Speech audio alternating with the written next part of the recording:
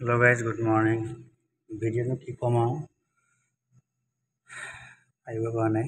এয়া বৰ্তমান আমাৰ জুবিনদাৰ নচদে দিল্লীৰ পৰা অসমলৈ আহি আছে। এয়া চাওক ফ্লাইটত, এয়া চাওক।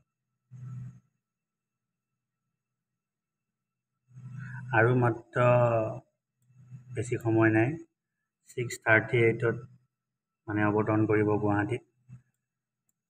মই গুৱাহাটী এয়াৰপৰ্ট দেখুৱাই আছোঁ কোনখিনিত আছে। এয়া হৈছে আমাৰ গুৱাহাটী এয়াৰপৰ্ট, এয়া চাওক।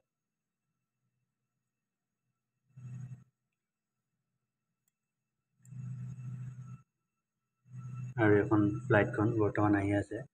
অকণ নেটৰ প্ৰব্লেমৰ কাৰণে ধৰি লওক এনেকৈ পটককৈ ৰানিঙত থাকে আৰু পটককৈ ৰখি যায়, সেইকাৰণে দেখাব পৰা নাই ভালকৈ। গাইছ আৰু মানে বেছি সময় নাই আৰু 20 মিনিটমান। ভিডিঅ' নবনাম বুলি ভাবিছিলোঁ, তেওঁ মানে মনটো নগ'লে বোলো নাই, এখন বনাই পেলাই আপোনালোকক অৱগত কৰোঁ। কি ক'ম আৰু, বাকীটো ক'ব লগা একো নাই। মানে কম বুলি ভাবিলেও মুখৰ পৰা কথা নোলায়।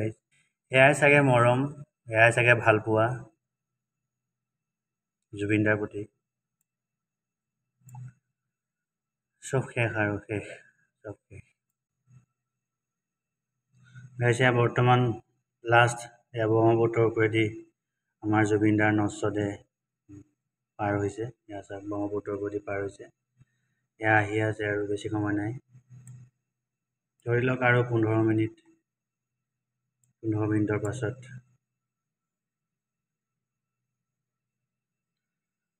গুৱাহাটী এয়াৰপৰ্ট বিমানবন্দৰত অৱতৰণ কৰিব। বেছি দূৰ নাই আৰু অলপ আছে। য'তে আছে ভালকৈ থাকক, শান্তিয়ে থাকক। সদায় মিছ কৰিম, কাৰণ সুখ দুখ চবতেই জুবিনদাৰে গান।